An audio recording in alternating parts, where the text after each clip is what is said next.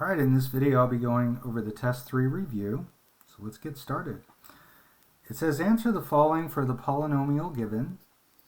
So we've got f of x equals minus 12x squared minus 5x to the fourth plus 21 plus 9x cubed. So first of all, we need to write this in descending order. So we want to take the highest power of x and take that term. In this case it's negative 5x to the fourth. And then we'll want our cube term, so plus 9x cubed. And then our squared term, minus 12x squared. And then there is no x term, and then we'll write the 21. The leading term is the term of highest degree, so that's negative 5x to the fourth. It's basically the one with the largest exponent. The leading coefficient is the number in front, which is negative 5 here. Now be careful, notice here you have a positive 9 coefficient for this term, and here you have a negative 12, so you got to watch the signs. The degree of the polynomial is the degree of the leading term, so that would be 4. The maximum number of zeros is equal to the degree, which would be 4. And we know zeros and x-intercepts are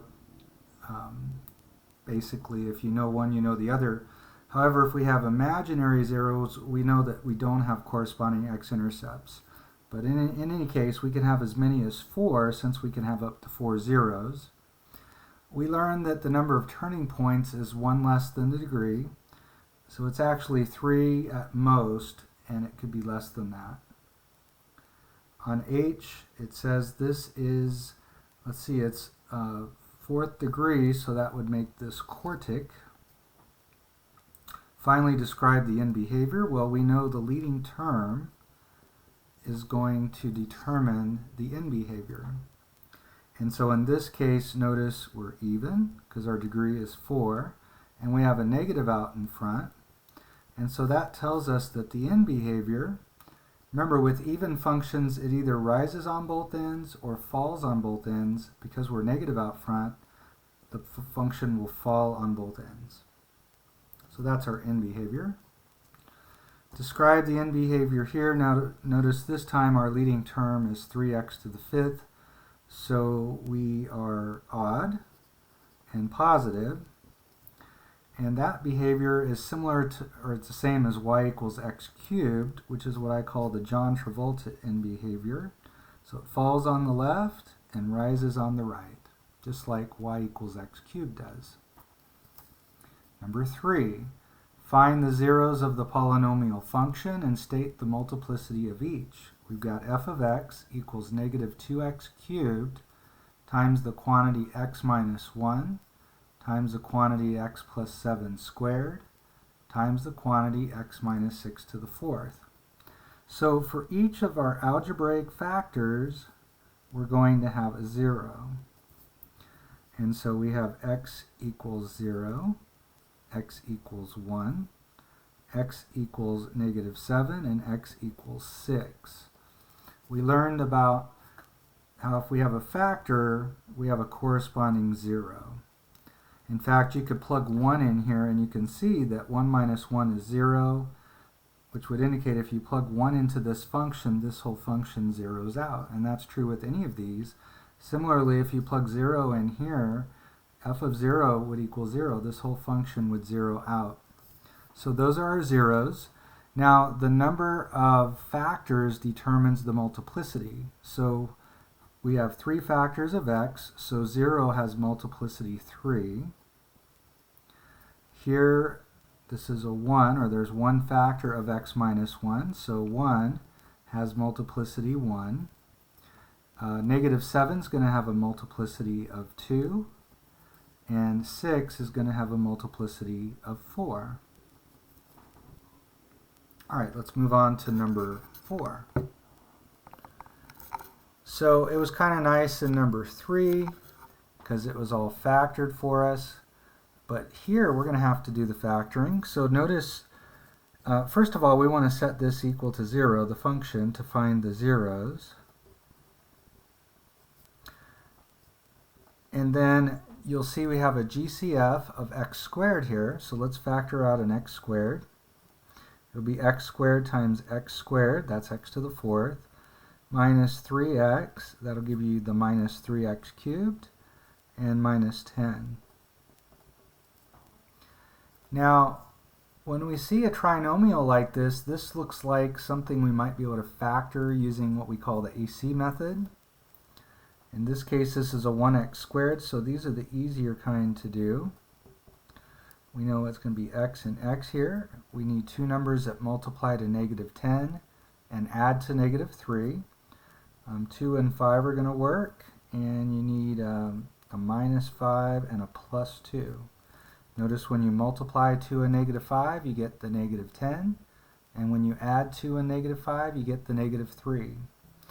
And so our zeros are 0, since x is a factor, negative 2, and 5.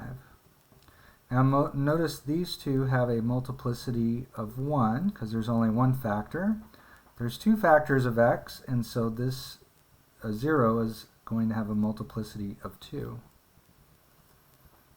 Alright, when you look at b, hopefully seeing that it has 4 terms, you're thinking we can factor by grouping here. I'm going to go ahead and do that right here. Let's set it equal to 0 and factor by grouping. So we can group these two terms and factor out an x squared.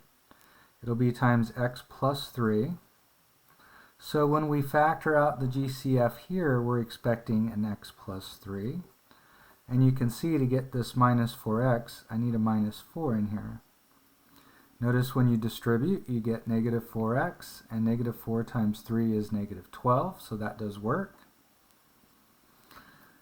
And so we have two terms, and in both cases x plus 3 is a common factor, and so we could factor out the x plus 3, and if you cross off the x plus 3's, you can see the other factor is x squared minus 4. Now I hope when you look at that, you're recognizing that's a difference of squares. This will be x plus 3 times x minus 2 times x plus 2. So our zeros are x equals negative 3, x equals 2, and negative 2. And all of these have a multiplicity of 1. Alright, now here it says graph f of x equals x cubed plus 3x squared minus 4x minus 12 without the use of your graphing calculator. Well, you'll notice we already found the zeros, so all we really need to do is a z and b chart. We also need to talk about the end behavior. Well, the leading term is x cubed, so the degree is 3, and we're positive. So it's odd and positive. And so we know the end behavior, that's going to be our John Travolta end behavior, just like y equals x cubed on the ends. And let's do our z and b chart. So our zeros were negative 3, negative 2, and 2. All of them had a multiplicity of 1. And we know if the multiplicity is odd, our behavior at the corresponding x-intercept is going to be, we're going to cross. For any that are even, we would bounce. So in this case, it's all crossing. So now we're ready to graph this. All we need to do is put in our zeros, our x-intercept. So at negative 3, that's negative 3, 0. We have negative 2, 0, and 2, 0. Those are our x-intercepts. That's where our zeros are. Our end behavior looks like this. And starting from left to right, we cross, cross, and cross. And notice that matches the end behavior here, so we're good. Now we don't know how far this goes down. It could go a lot further down. We don't know how far this goes up. We're just drawing a rough sketch as far as these two turning points are concerned. All right, let's move on to the next page.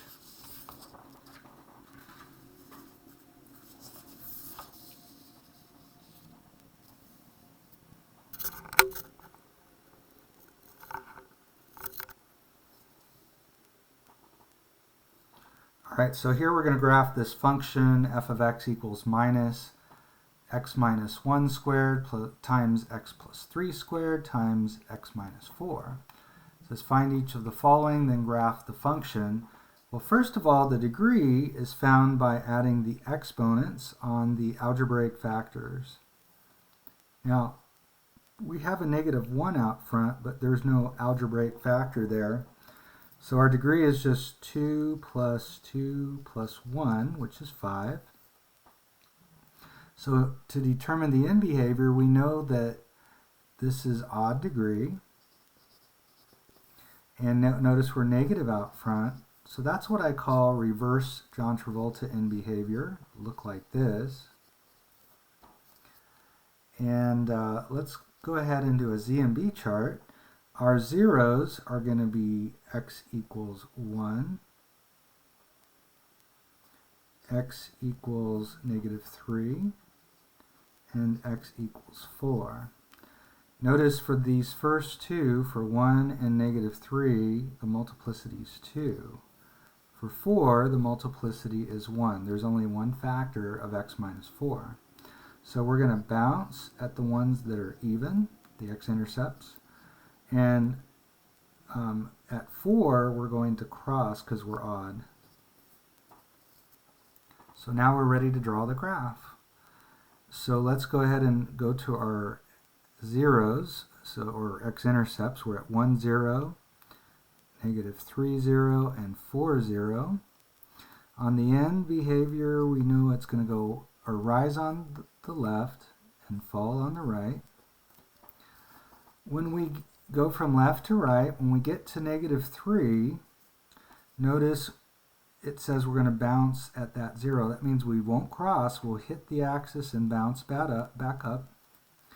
Eventually, we have to come back down. And when we get to 1, notice we're also going to bounce. So finally, we eventually will have to come back down to this x-intercept.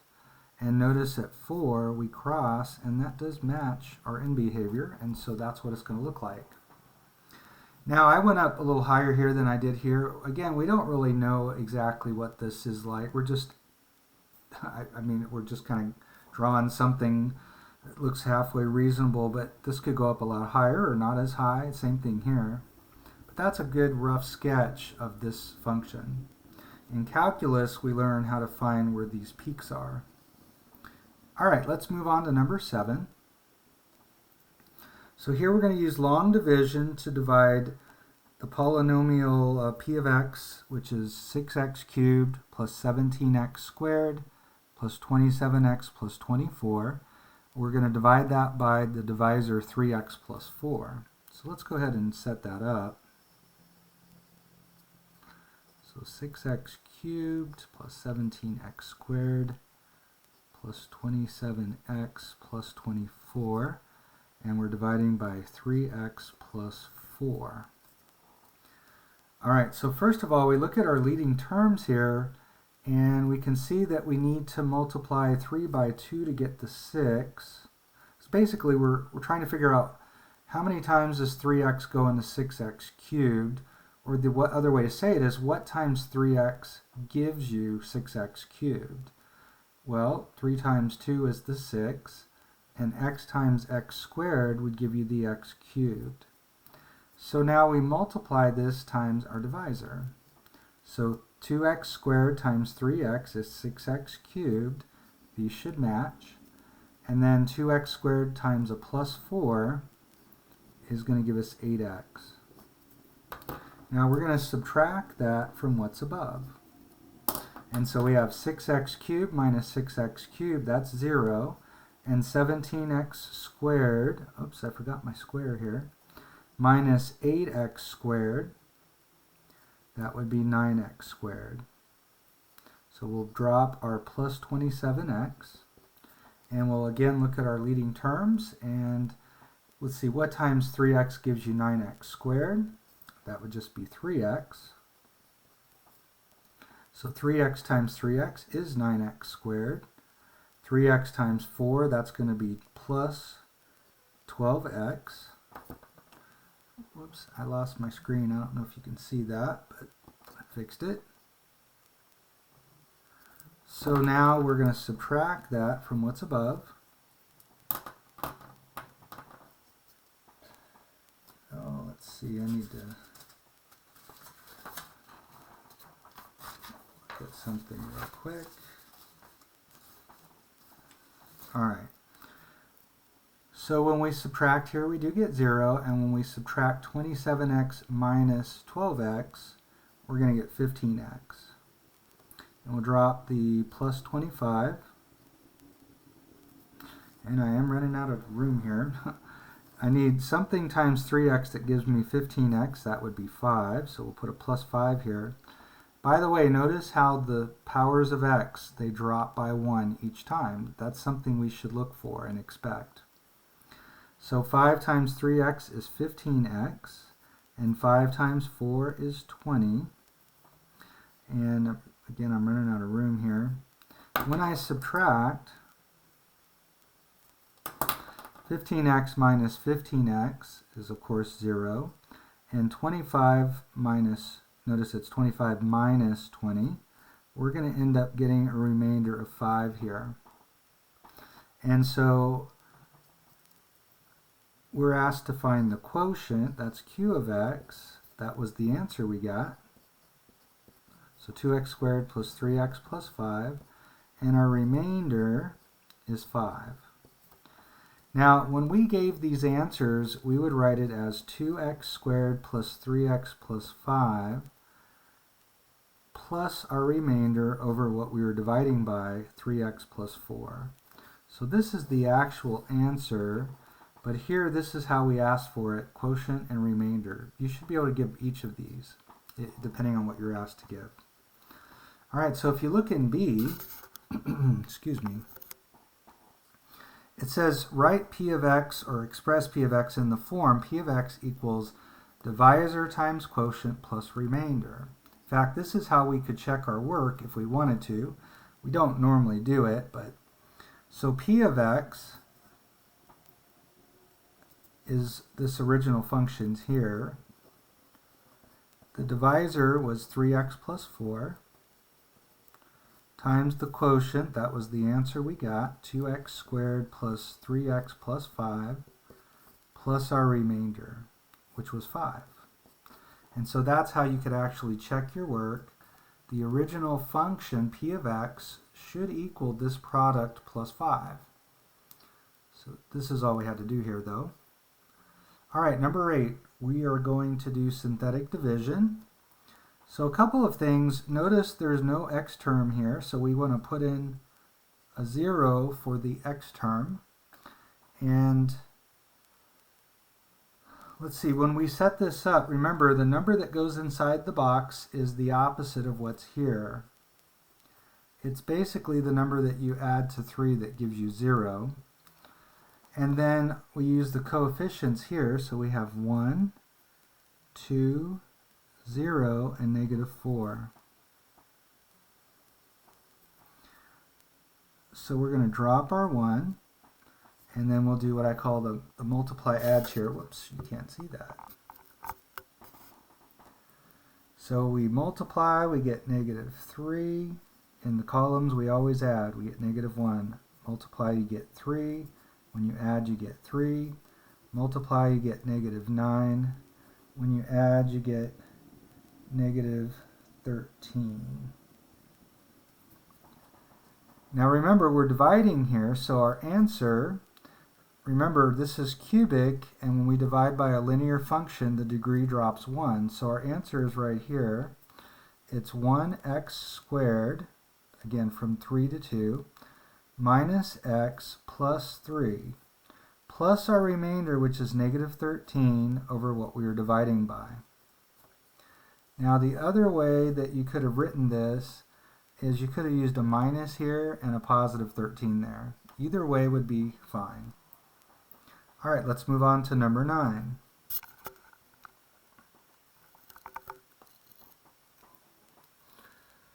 So here we're supposed to use synthetic division and the remainder theorem to find f of negative 7.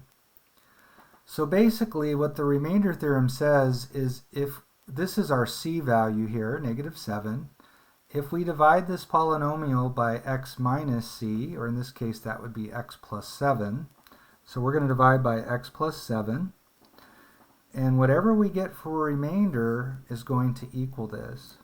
And so let's go ahead and do synthetic division with -7. And we'll use our coefficients. Notice we have all the powers of x, so we don't need any zeros.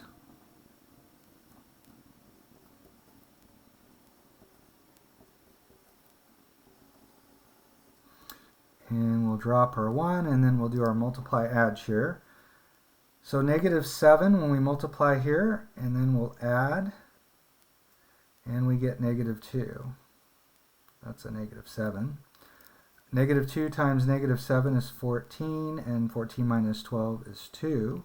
When we multiply, we get -14, and that's going to give us 8 when we, oh wait, let's see, not 8, but 18.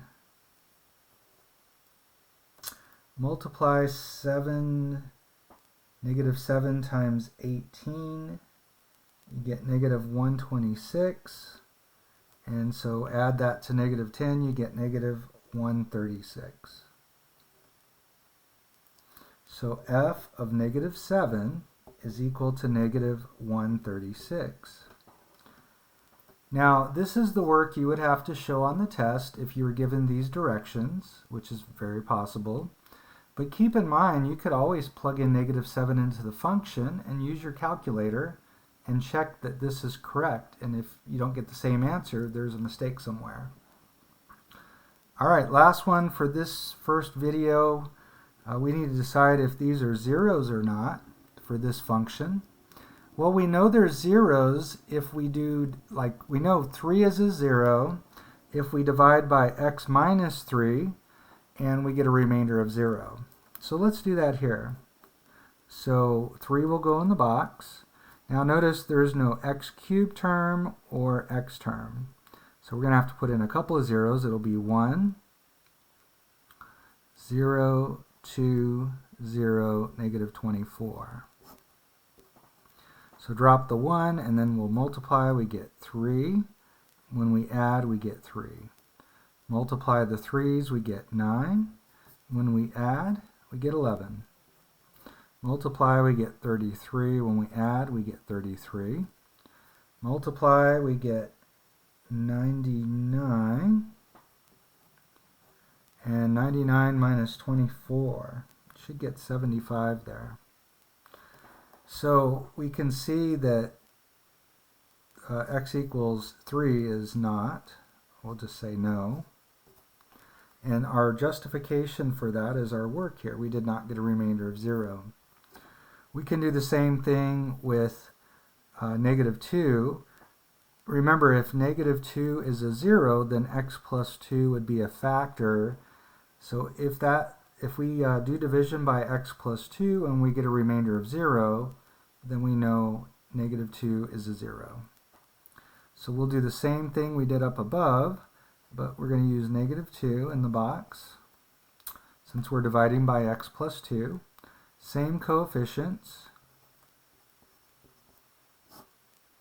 So we'll drop the 1. So multiply, you get -2. When you add, you get -2. -2 times -2 is 4. When you add, you get 6. 2 times 6 is -12. When you add here, you get -12. -2 times -12 is 24. And notice when you add, you get 0. So here the answer is yes. Because by the remainder, by the factor theorem, since we got a remainder of 0, that means x plus 2 is a factor, which means x equals -2 is a 0.